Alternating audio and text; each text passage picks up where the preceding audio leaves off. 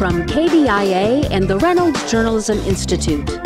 On air and online, this is Intersection. Hello and welcome to Intersection, where people and ideas meet online and on KBIA. I'm Ryan Famuliner. The shooting of Michael Brown in Ferguson, Missouri has received international attention for more than a week now. Missouri citizens have gathered in the city to protest the police department, the killing of an unarmed teenager, and racism within the community. These protests have turned violent, with the looting and burning of Ferguson stores and forceful police intervention, including tear gas and the firing of rubber bullets. The name of the officer involved in the killing has been released. Today, autopsy results showed Brown suffered multiple gunshot wounds, including 2 to the head, and more information is known every day, but there's still a lot that is not known about the incident that resulted in Michael Brown's death. And the legal process going forward will be very important to a community that is crying out for justice now. Joining us in studio today to talk about the situation in Ferguson and where things go from here, Frank Bowman is a law professor at the MU School of Law. Frank, thanks for being here. Nice to be here as always. And joining us by phone, or by Skype rather, Camille Phillips is a reporter from St. Louis Public Radio who's been covering the situation in Ferguson. Camille, thanks for joining us. Sure thing. And we'd like to hear what you think in our audience as well about the situation in Ferguson. Give us a call at 573-882-8925 or email intersection@kbia.org. You could also tweet us at intersectkbia. So Camille, maybe you can update us a little bit for those that are just tuning in and haven't maybe been paying attention this morning. There have been some developments in this story today. One of those has to do with some of the autopsy information that's now being released. Right. Yes. The autopsy is the information that has been released is from the private autopsy done ordered on behalf of the family by attorneys for the family. It's just preliminary, but it sounds like there were 6 gunshots, 2 to the head, and one of the ones to the head was sounds like the fatal shot. Mm-hmm. Right. Yeah. What they're saying now is that the six actual shots that hit the person. There isn't much else evidence yet, because this is just specifically the autopsy, not the other information that's out there of how many shots may have actually been fired. But yeah, you also in the last day or so have been out at some of the rallies and things like that out in the community. What's been your impression about the mood right now in Ferguson? Well, the thing about it is that there's a range of perspectives and a range of feelings. You know, there's a lot of people, of course, that are upset and are angry and want justice. But for the most part, it's people that are wanting to peacefully protest and get their message heard. There are a few people I've heard from that are less sure that peace is going to get answers, and there's a few, but they're the minority that are saying that that maybe violence has to happen. And we've seen some of that turnover at night. It's been a cycle of peaceful protests during the day with big crowds, and then it turns a little violent at night, and last night was the worst so far. Right. And, we wanted to bring in a clip now, actually. Captain Ron Johnson is with the Missouri Highway Patrol, which has now been tasked with taking over the enforcement, especially at night, of some of these situations in Ferguson. And he gave a speech yesterday at a rally to call for justice for Michael Brown. Johnson is from that area of St. Louis. It was an impassioned speech, and he said he was very sorry to the community. He shared some personal stories from the situation, including talking to his son, who said he's an African-American 18-year-old who, also wears his hat crooked sideways and has tattoos on his arms, and says this is important for the future of this area. And so we wanted to play a quick clip from the end of that speech as aired on CNN yesterday. And we all ought to be thanking the Browns for Michael, because Michael's going to make it better for our sons so they can be better black men. So they can be better for our daughters so they can be better black women. Better for me so I can be a better black father. And we know they're going to make our mamas even better than they are today.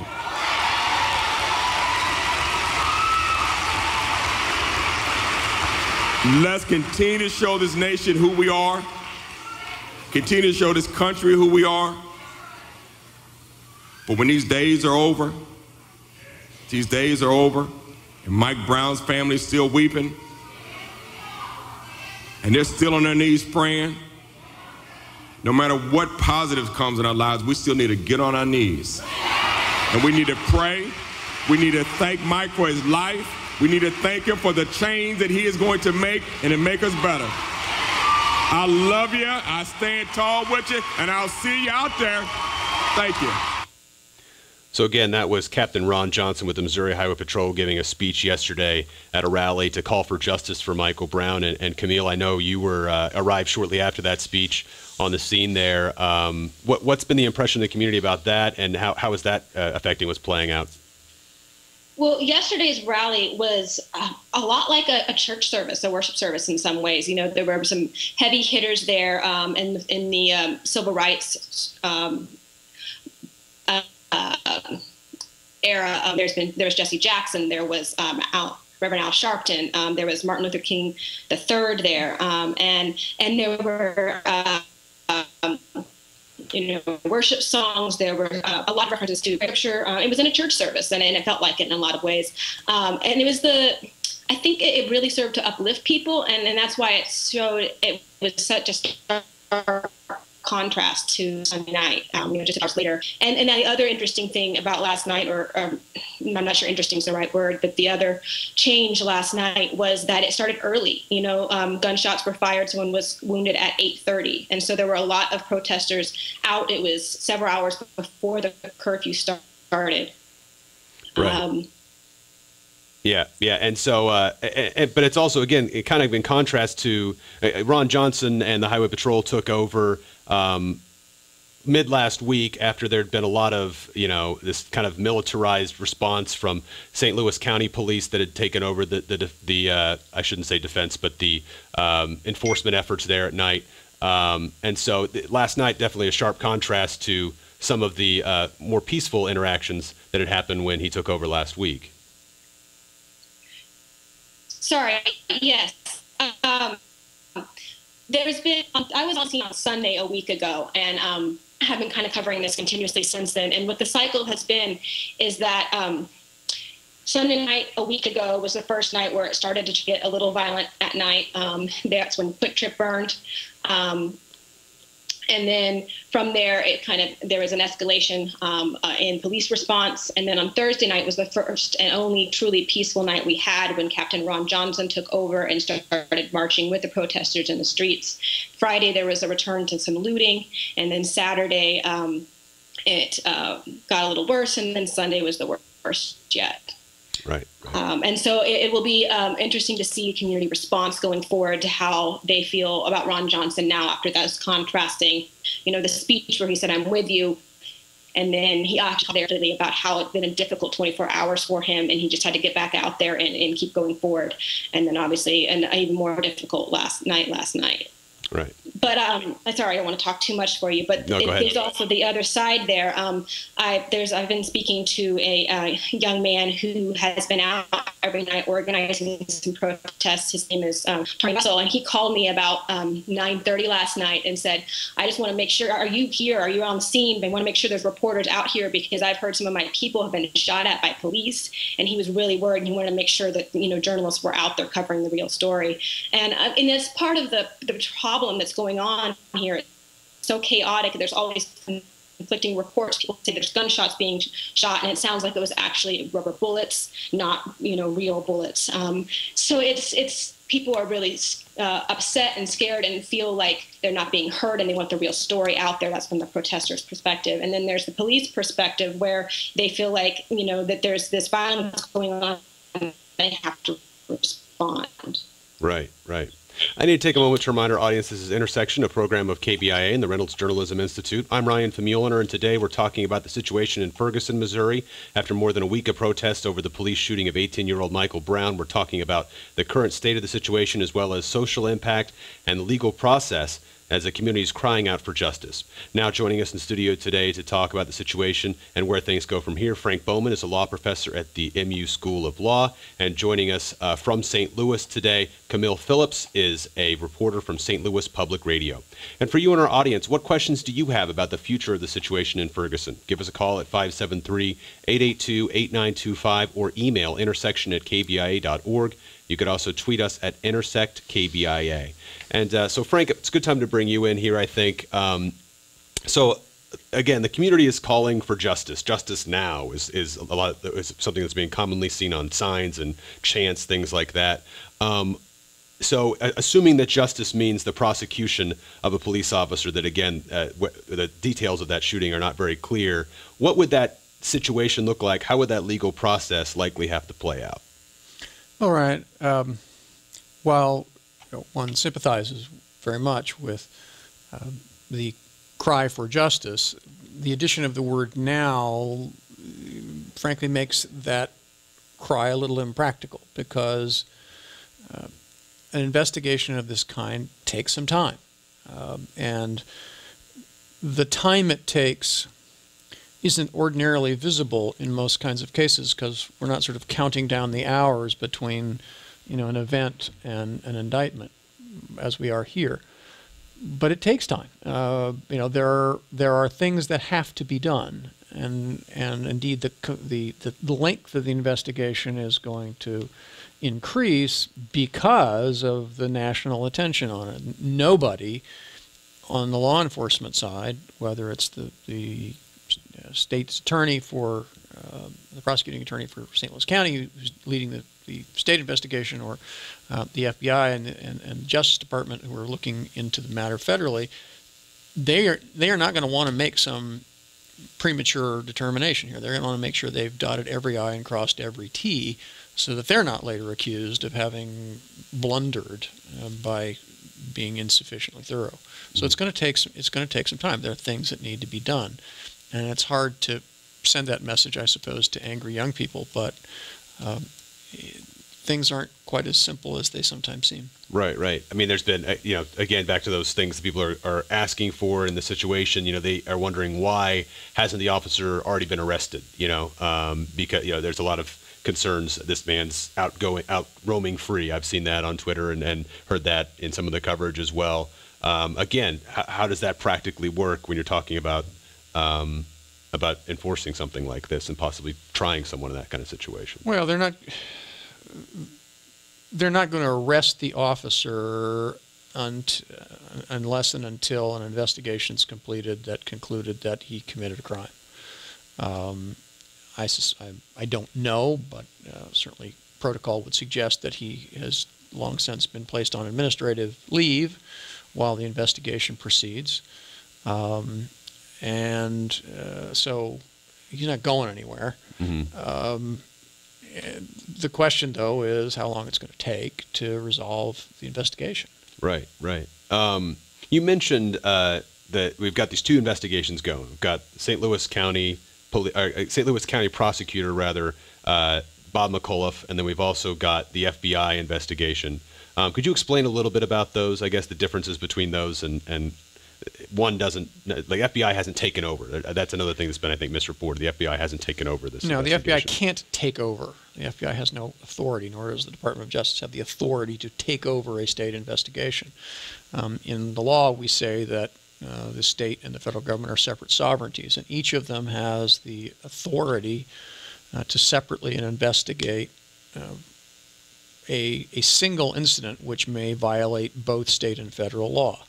So, for example, if you think back some years to the Rodney King beating by California police officers, there was a California state investigation. There was also a federal investigation. When the charged officers were acquitted by a state jury, the federal government stepped in and essentially filed criminal civil rights charges and undertook a separate prosecution. Some people might think, because they may have heard this phrase, wasn't that double jeopardy? No, it's not, because these are separate sovereignties. Mm-hmm. Interesting.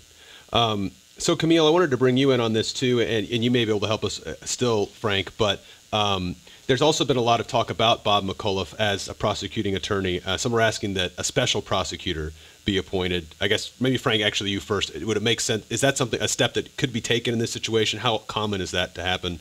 Some people are concerned about his ability to fairly prosecute this case. Well, there has been a suggestion, for example, that the Attorney General somehow or other take over this case. Well, under Missouri law, the Attorney General cannot do that unless the local prosecutor makes a request that the Attorney General intervene. And as far as I know, that request has not been made. The prosecuting attorney in St. Louis County has said, in effect, my office is perfectly capable of handling this sort of case, and this case in particular, and I'm going to handle it. Mm-hmm. And so long as he takes that position, then he has the absolute right to do that. Mm-hmm. Yeah, Camille, what else have you been hearing about that? And I guess just the sentiment that the system may not work for this situation. I think that's something we're commonly hearing on the ground from protesters. Right. In press conferences with the attorneys for the family, it sounds like they are pretty much pinning their hopes on the federal investigation, which would be under constitutional rights violations, civil rights violations, and the most likely charge there would be excessive use of force by the state. Right. And so again, has there been a lot of this criticism of Bob McCullough too? Have you been?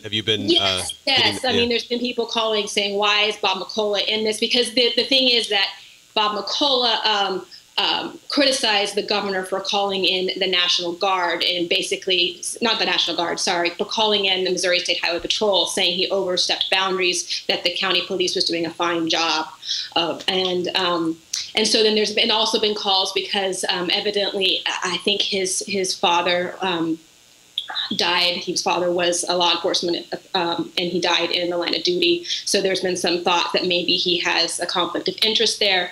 But since it's not directly related to the case, legally he doesn't have a conflict of interest, and he is the only way to not have him be in charge is if he recused himself. I think there might be something where a judge could call it, but the governor definitely could not just take over. Right. I need to take a moment to remind our audience this is Intersection, a program of KBIA and the Reynolds Journalism Institute.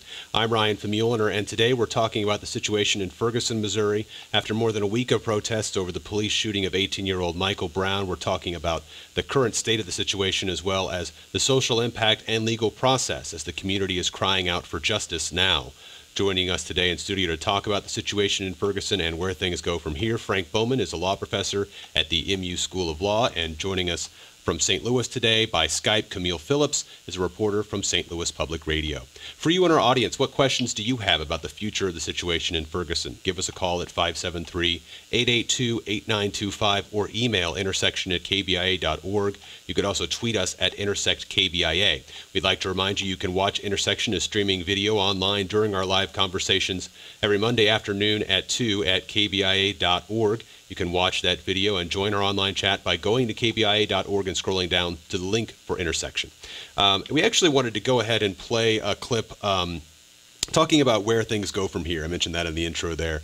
We had a team of KBIA reporters head down to Ferguson, or over to Ferguson, I should say, last week to the actual apartment complex where Michael Brown had been shot at 5 days earlier at that point. And the goal was to have conversations with young people there about the past and future of their town.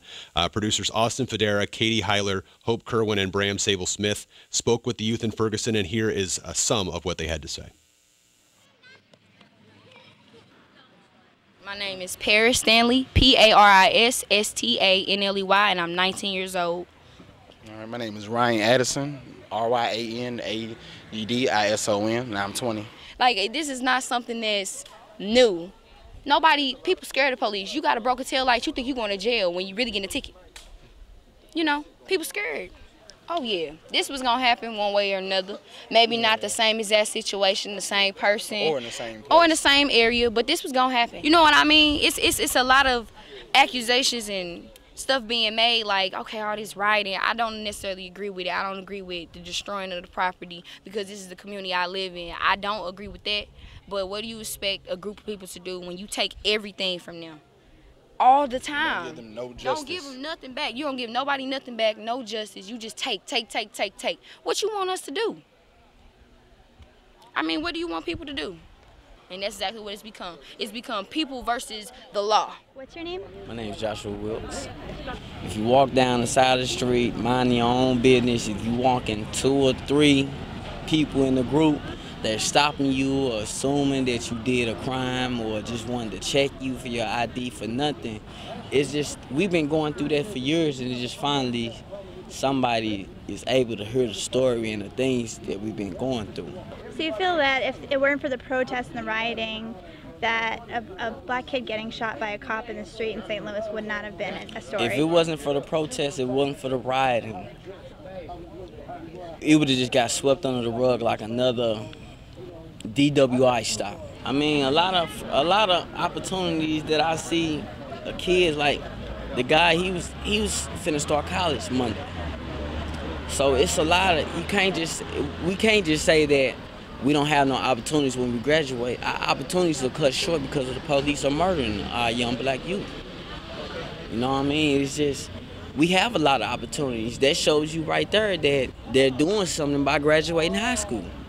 The perfect thing that I want for all of this is for my young black generation, the youth, to come together and stick together and stop all the black on black crime, and for the police to do a better job in protecting and serving and stop harassing our young black youth. You know, it's just, I want more for my city than what it is now. It's just, it kills me that it takes this for everyone to come together in the community.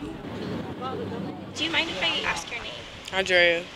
If I was to live in Chesterfield, which is like a white predominant area, I can't succeed there. I got to stay within my own county, within my own people to get anywhere. And that's just how St. Louis is, for real. So it's always been like this. It's been like this before we was even born, so it's not going to change anytime soon. Yes, I'm Brandon. I just feel like they need to treat everyone with the same level of respect regardless of race, because it's not a race issue, it's a justice thing. So many of us have gone through the same harassment from police, and if it escalates to a point to where he can get away with murder while your hands are in your urn, you on your knees, then I don't feel like it can ever be right. But we can try to make a change. The community has come together a lot more. This is Tanisha Nesbitt. It is sad that it has to be a situation like this for us to come together. Everything that's been going on, it's not, you know, everybody doesn't agree with everything, but how much can you take? We go through this every day. We get profiled just even by living in this area. It's like, now what do you do? We want justice, that's all. Do you think you'll get it? That's what we hope for, you know, like I have a strong faith in God that he's gonna, you know, make everything okay, and that everybody's gonna come together, you know, people are gonna be brought to justice. I hope that, but I mean, this is real life. I just want to be realistic in everything that I'm saying. We're just hoping that this time this is it. We're not taking it anymore. So, a lot to unpack there from that 4 minutes of audio, again, from youth in Ferguson that we talked to last week, actually near the spot where Mike Brown had been shot about 5 days earlier. They were talking to KBIA producers last week, producers Austin Federa, Katie Heiler, Hope Kerwin, and Bram Sable-Smith. So, Camille, I wonder, some of the things we heard there in that piece, if those are some of the same things you've been hearing from the people that you've been talking to there in Ferguson. Yeah, a lot of it does sound familiar. You talk to different people. They have different definitions of what justice is. They have different ranges of what, you know, they hope can happen or believe can happen in response. Definitely there's a feeling that, you know, there needs to be conversations started or continued about how do we reach across, you know, divisions in the St. Louis region. And these aren't, like they were saying, these aren't new divisions. St. Louis, it has racial lines, and like they were talking about, there's areas of St. Louis County that are largely white, and there's areas that are largely black, and it's not something that's going to be solved overnight. As far as there's a feeling that because people don't have to necessarily interact on a day-to-day basis, there's a lack of understanding and communication. So. Sorry, I kind of got off topic there a little bit, but I think that's right on, because that's what we've commonly been hearing from a lot of people, is that this isn't something that is completely new situation. Some are saying that's just a manifestation of something that is already happening in St. Louis. So yeah, what other solutions are there other than that? Dialogue seems valuable, but well, I mean, at different events, people have wanted to stay very focused on getting justice for Michael Brown and been upset when there's been other issues raised. But then other people have talked about, you know, underlying causes and problems that need to be addressed in order for the larger issues to change. And one of those is education, another is voting. So there's been people trying to register people in the area, in Ferguson area, to vote this week. And it's something of note, I'm not sure if people in the Columbia area understand or realize, but Michael Brown was a graduate of Normandy High School, which is unaccredited. Well, there's been this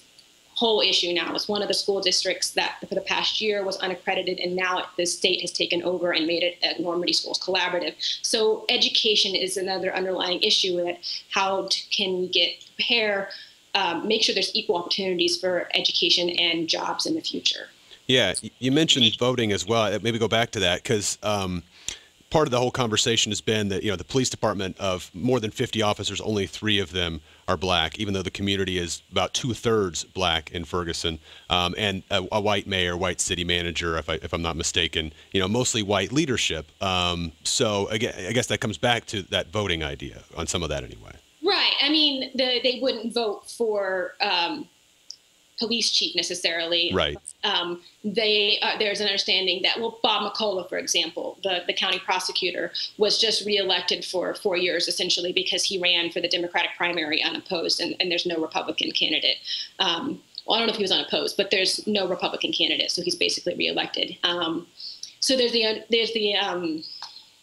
idea that if there's more people registered to vote, more people from that area going out to the polls, they can have a greater voice in who their leaders are. Mm-hmm. We had that, and just the candidates, I guess, is the other side of the thing. In fact, one of the guests we tried to have for the show's been all over the place. He was booked for the show. He may still join us later. We'll see. Antonio French has been someone who's taken on very high profile on Twitter, has been someone documenting what's going on, and also, representing the community as a St. Louis alderman. But that's another thing where we don't have a lot of candidates like that in that region necessarily. And it's important to note that Alderman Antonio French is a city alderman. He's not one of Ferguson's elected officials, but he is a political figure, and he has been out documenting the protests since the beginning, every night, taking video. He's very big social media presence, and it's been a way that a lot of people have been getting their latest news by following him. Right. And so, I guess, Frank, we just have a few seconds before the break, but is there anything on what we said there you want to pick apart too, I guess? Just that component of leadership in the community is a big part of how some of this stuff will play out, I guess. Surely, although, the interesting thing in listening to this conversation, not only here but for the last week, is the degree to which this case, as is so often true when these tragedies occur, becomes a great big Rorschach test where everyone imposes or sees their own particular hobby horses or particular social concerns in the case, or sees the case as an opportunity to raise them, and query whether this case is ideally suited to raise some of these issues. Mm-hmm. Well, we're going to have to take a quick break. This is Intersection, a program of KBIA and the Reynolds Journalism Institute. Today we're talking about the situation in Ferguson, Missouri after more than a week of protests over the police shooting of 18-year-old Michael Brown. Joining us in studio to talk about it, Frank Bowman is a law professor at the MU School of Law. And joining us by Skype, Camille Phillips is a reporter from St. Louis Public Radio. I'm Ryan Famuliner. We'll be right back after this short break.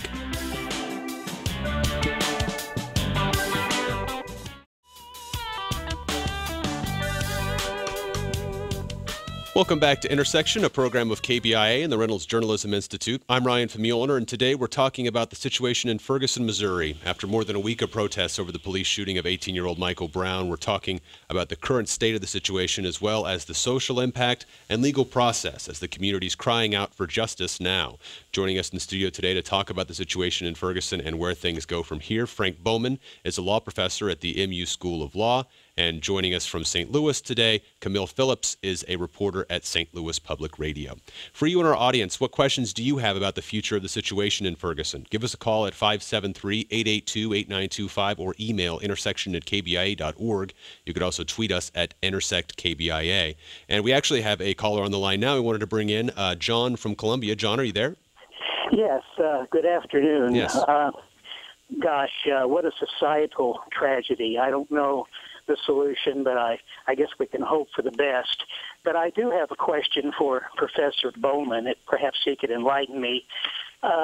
Friday, the city of Ferguson, the police department called a press conference to identify the officer who made the shots. And at the time of that release, he also released a video of the strong-arm robbery, which reportedly inflamed this volatile situation. But the police chief subsequently defended his release of the strong-arm robbery in the convenience store, stating that he was directed to do so by the city attorney, that he had freedom of information requests, and he couldn't sit on it any longer. My question for Professor Bowman is, obviously, that was related to the shooting, or he certainly wouldn't have brought it up during the press conference. And two, as I perused the Sunshine Law, I found an exception that evidence being used in a criminal case is exempted from the Sunshine Law. So does the professor have any advice as to the legality, if not the wisdom, of releasing the convenience store video at the time? Yeah, John, thank you very much. It's a great question. Thank you for calling in. Well, I'm not an expert on FIA, Freedom of Information Act. I suspect that you're quite right in your understanding that FYA would not require the release of material that's directly pertinent to a criminal investigation, certainly not require its release on the timeline that the police chief released it. So I think you're right in that perception. Now, the question then becomes, was he prohibited from releasing it? I think the answer there, too, is no. He's not prohibited from releasing it either. I will say that one thing, the Department of Justice, there's been reports they actually recommended that video not be released at this point. Yeah. But they did that for prudential reasons. They did that because they were concerned that it would inflame the situation. And also, I suspect, I don't know what they were thinking, but also I think their view is likely to have been that the piecemeal release of investigative information before a final conclusion was reached is just a bad idea. And once you start down that road, you create all kinds of public relations problems for yourself if you're not more prudent. So I think the release of the tape was probably imprudent by the police chief. Now, that being said, when you consider for the moment the response by some members of the public, and indeed I think the Brown family itself, understandably enough, the reaction was, gosh, this is an attempt at character assassination of our deceased son, and this shouldn't have happened, and so forth and so on. And while one is certainly sympathetic to that, there's a certain double standard that was being applied, if you think about it, by the folks who were concerned about what the police did. On the one hand, one of the ostensible reasons for the protests and the rioting was the police's refusal to release the identity of the police officer. And one of the reasons people said they wanted to get that was to find out his past, whether or not he had a disciplinary record and that kind of thing, which is certainly an obvious area of curiosity and may ultimately become a part of the decision about whether or not to prosecute him and so forth and so on. But it's a little inconsistent to say, well, we want to know everything about the cop so we can make a character judgment about him. But if you start releasing past information about the deceased, well, that's not fair. Yeah, Camille. Yeah. I was wondering what you've been hearing on this as well. One aspect is that while the video of Michael Brown was released, there's been no footage available of Darren Wilson, the officer who was named, and so there's been feelings that it was unfair to release the name and then overshadow it with all this footage of putting Michael Brown in a negative light. Then the other thing is that at first it sounded like the reason why this footage was released was because the officer, Darren Wilson, stopped Michael Brown as a suspect. Then later, the police chief, Thomas Jackson, who's Ferguson police chief, said that no, in fact, the officer didn't know that he was a suspect at the time of the stop, but then he might have known that there was one and saw him, and later that contributed to it. So there was some confusion about whether or not the robbery was even involved in the shooting incident. That said, Jackson did say that he felt like he needed to release this information because there were a number of sunshine requests, FOIA requests. There's been back and forth. Governor Nixon definitely said he felt blindsided. He didn't know what was happening. Ron Johnson, the Highway Patrol captain, was also upset about it. Yeah, well, and while that was released again at the same press conference as the name of the officer, Darren Wilson, there wasn't any other information. No questions were taken. You know, there's been lots of FOIA requests, I'm sure, for the information about what actually happened after the two, you know, Wilson and Brown were confronted each other, I suppose, however that played out. And we don't have hardly any answers about how that played out. Right. Remember, and there's two separate kinds of issues here. I mean, one is, what do we think about the way in which the press and the public are being managed here by both sides, if I can call it that, because this has become an adversarial situation. There's that question, but there's also the question of what, if anything, the information as it comes out tells us. And I start by cautioning, of course, that it's a cardinal mistake to draw any definitive conclusions on partial information. But to this, various people have suggested, for example, that the video in the store is irrelevant to the case. Well, it's plainly not. Legally, you mean? Yeah. Well, not only legally, but I think as a matter of common sense. As a matter of, there's a question of what the legal system's going to do, and there's a question of also of letting the citizenry understand as best it can as the investigation proceeds, sort of what this case is about and who's involved and so forth and so on. And the video tells you a number of important things. I mean, first, the timeline is, I think, fairly important. On the one hand, if the time stamp on the video is correct, Mr. Brown left that store having stolen the cigars at 11:54 a.m., and by 12:04, as I understand it, he's already dead. So this is not something that is remote in time.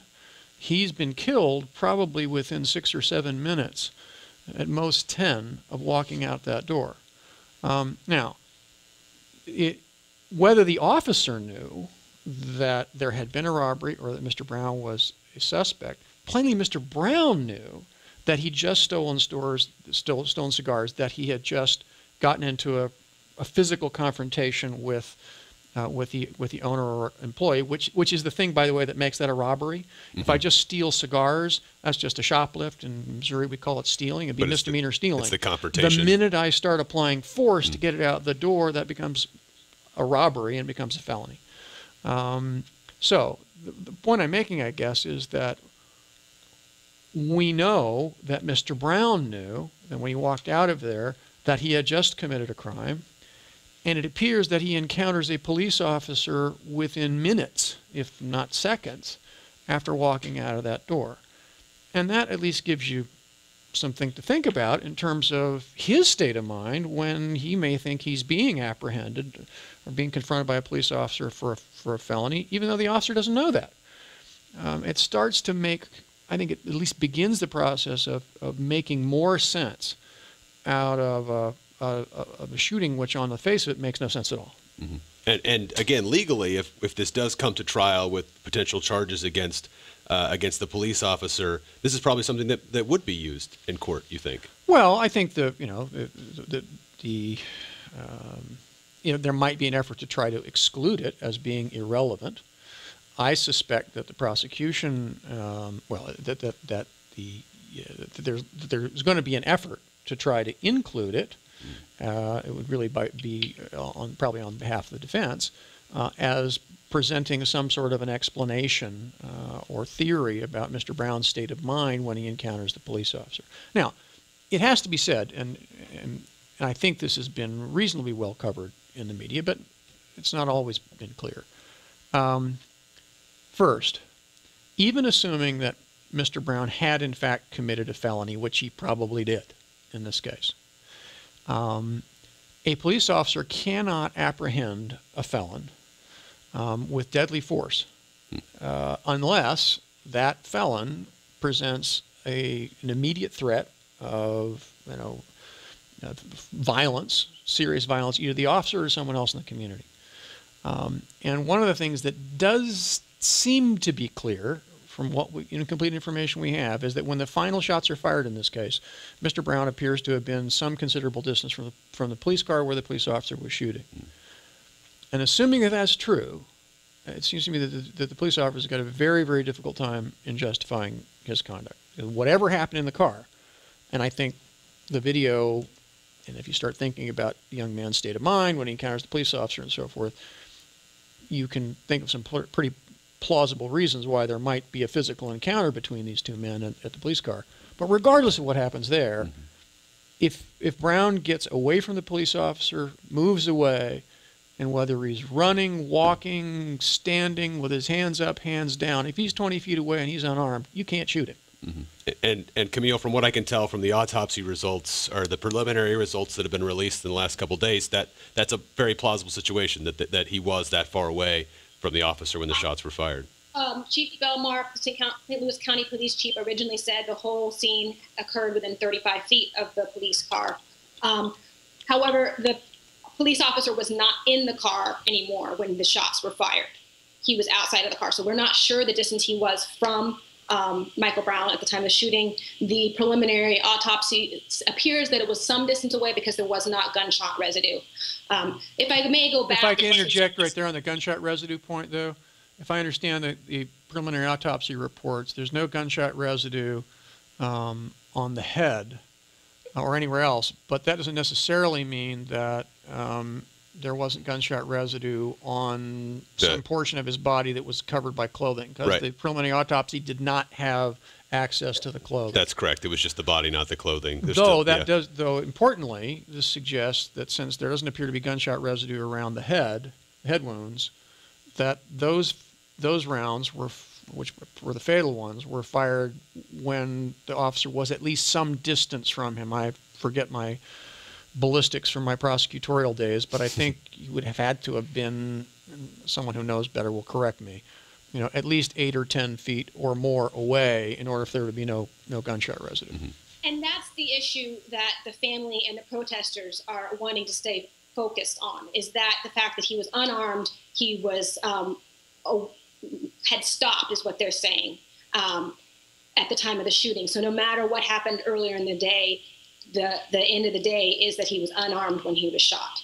Right. And just to clarify, this autopsy was actually a private autopsy, the one that we're talking about here, done by Michael Baden from New York City. This is an autopsy that usually costs a lot of money to do. He did it for free because of the circumstances of the situation. And again, it's preliminary. They don't have access. This autopsy didn't take into account the other evidence that we have. Again, Camille, your example of the distance that the chief had laid out earlier in some press conferences. This was just purely on the evidence found on the body. Right. And they should be able to make some determination about the distance, assuming the crime scene hasn't been disturbed, because the officer presumably is using a semi-automatic, and I understand there were shell casings found, and you can, if the scene hasn't been disturbed, you can make a pretty good calculation of where the shell casings were ejected from, therefore the position of the weapon and rough distance. It's not perfect, but it gives you a good idea. But again, back to it. I mean, you did the best you could to explain it, but we kind of have to guess at what happened in the car at this point. There were early reports. The police had said that there was a shot fired in the vehicle that didn't hit anyone, and then there was an altercation outside of the car. But that's about the extent of that we've been given on the record from police, and we have some eyewitness testimony as well that gives a different account in some ways. And so I guess that's one thing. Camille, what's been the frustration trying to report this without those facts? Right. There's a lot that's still not known on as far as the actual investigation is concerned. And I must say that even though there's a lot unknown, I will say that from a journalist perspective, we definitely try and push back, and if we try and feel like we're being controlled, we'll try and go around it. We've had our reporters on the ground every night. We've been trying to go around and be as much on the scene as possible. It's our job to ask what's not being told. So I would speak on behalf of journalists saying we don't like to be controlled, and we will try not to be controlled. Right. I need to take a moment to remind our audience this is Intersection, a program of KBIA and the Reynolds Journalism Institute. I'm Ryan Famuliner, and today we're talking about the situation in Ferguson, Missouri. After more than a week of protests over the police shooting of 18-year-old Michael Brown, we're talking about the current state of the situation as well as the social impact and legal process the community is crying out for justice. Joining us in studio today to talk about the situation in Ferguson and where things go from here, Frank Bowman is a law professor at the MU School of Law, and joining us by Skype today, Camille Phillips is a reporter with St. Louis Public Radio.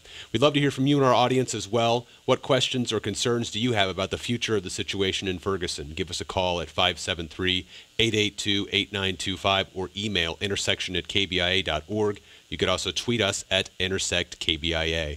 And actually, you gave me a good transition to this, Camille. We talked about this briefly. They're going to talk more about it actually on Views of the News later this week on our air. But there have been some journalists that have actually been arrested in the coverage of this story, or at least detained briefly and then released. I don't know, Frank, have you been following that much about those stories? And Yes. and I guess there's some First Amendment stuff here that I think Camille and I as journalists are very interested in. I think the public is as well. So yeah, I guess what from what you've seen so far, what's been reported, do you think that that things have been done, and there may be more to look into as far as the way the police have handled working with journalists? Well, I mean, from what I've seen about the arrests of, I think it was a Washington Post reporter and a Huffington Post, Huffington or NPR, or Huffington something. You know, one doesn't know because one was not there, but it just sounds like the police were stupid. I mean, you got to use some common sense here. And the police are undoubtedly feeling under immense pressure and feeling incredibly defensive.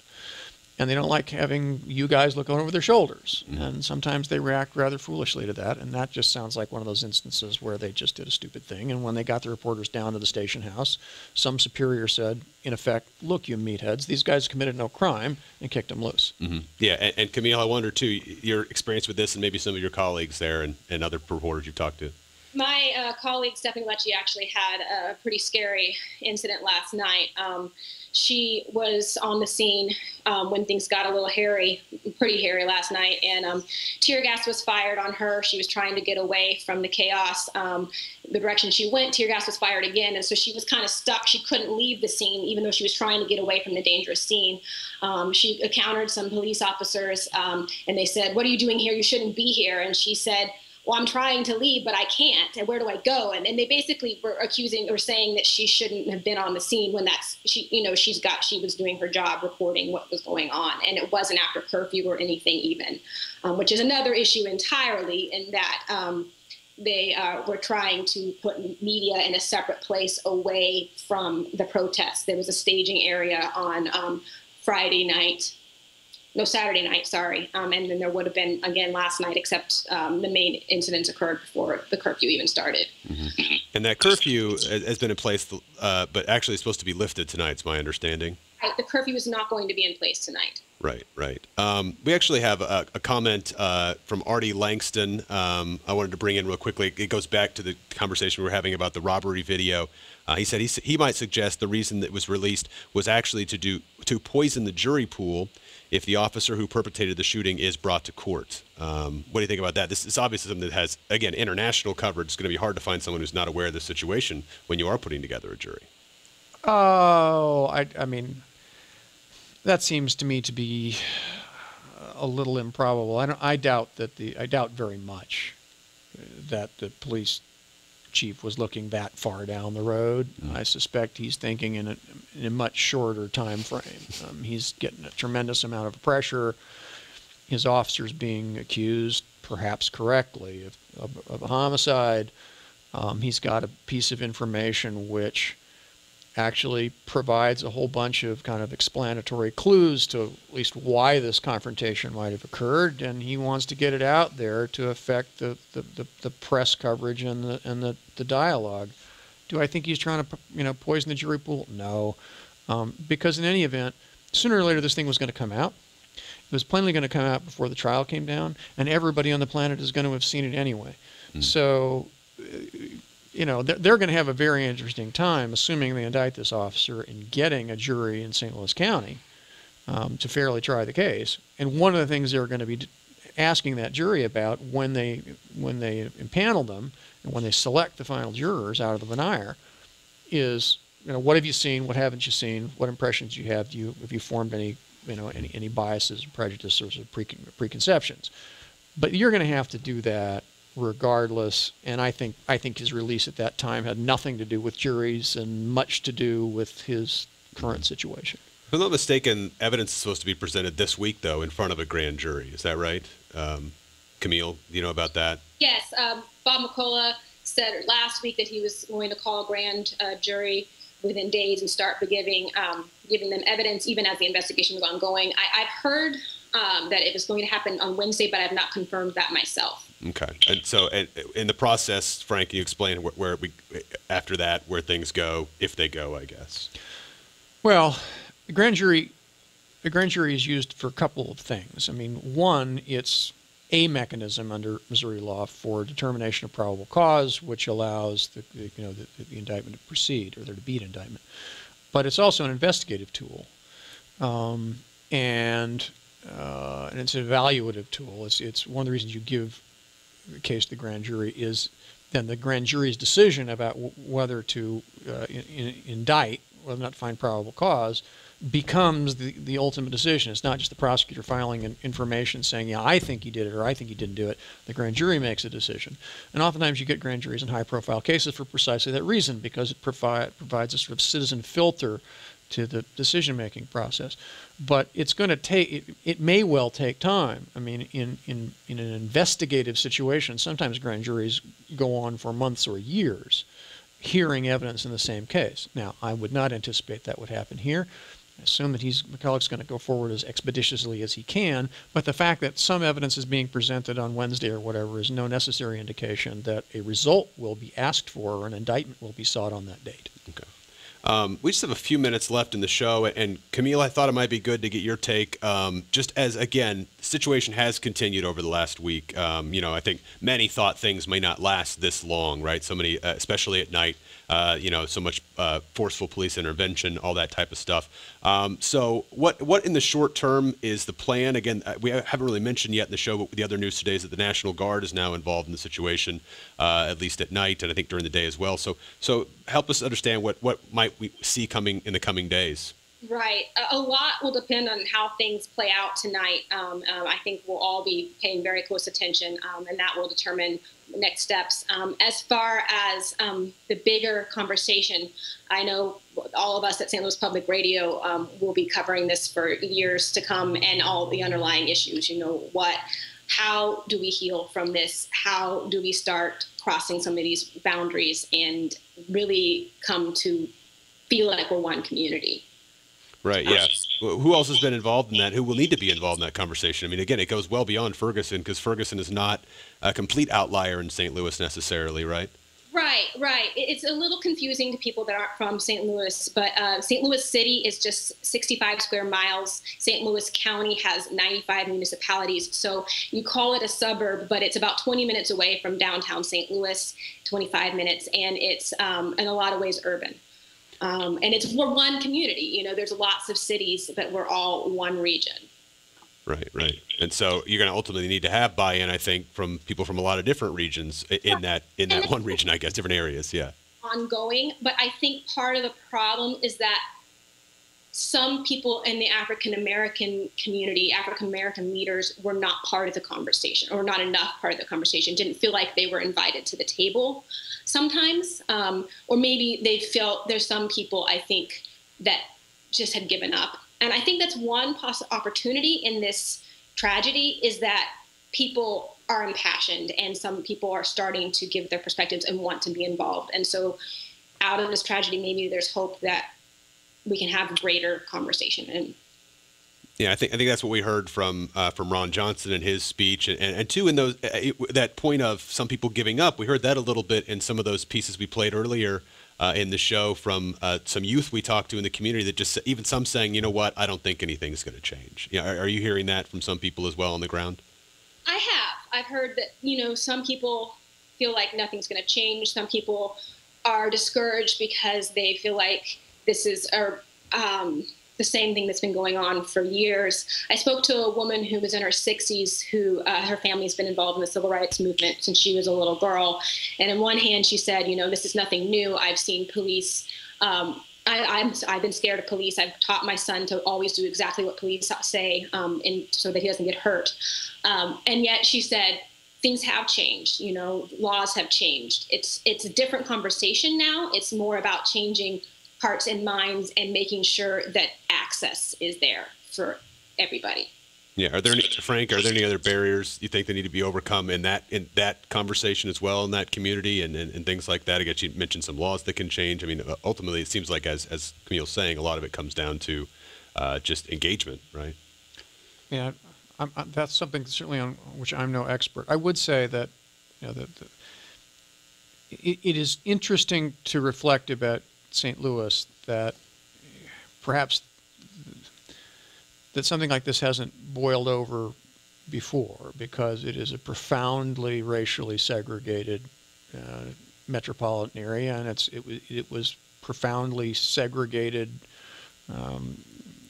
Quite intentionally and for a very, very, very long time until recently. And now what we have is, you know, legal segregation mutating into de facto residential segregation, and with all of the problems that have come with that, and you know, with all the goodwill in the world, you've got a long, long, ugly history to overcome. Right. Right. Camille, I saw you wanted to jump in there. Well, as far as concrete actions, I know that there is a desire to increase diversity training in Ferguson police force and extremely push for more diversity in hiring and across the board. Because, I mean, we've talked about how there is evidence of racial profiling, at least in what the Highway Patrol has data on. Right. Well, we're going to have to end it there, actually, for today's intersection. That's all the time we have. Thanks to our guest. Frank Bowman is a law professor at the MU School of Law, and Camille Phillips joined us by Skype. She's a reporter from St. Louis Public Radio. We'd like to remind those of you enjoying this as a rebroadcast. The intersection takes place live for a full hour from 2 to 3 on Monday afternoons. Alongside that video, you can submit your questions and comments and take part in an online discussion with others in the audience. You'll also find an archive of all of our past programs, including the full hour of today's conversation. Intersections are broadcast from the Reynolds Journalism Institute and a project of RJI and KBIA. As a programming note, this is the last time Intersection will air as a regular weekly show. Going forward, the show will air on a regular basis. We'd like to thank the Reynolds Journalism Institute for its partnership on this show over the years and look forward to working with the Institute on future projects as well. Intersection is produced by Maureen Lewis-Stump. Travis McMillan's our technical director. Pat Akers is our audio producer. Executive directors are Mike Dunn and Mike McKean. I'm Ryan from Muehliner. Thanks for joining us today, and have a great week.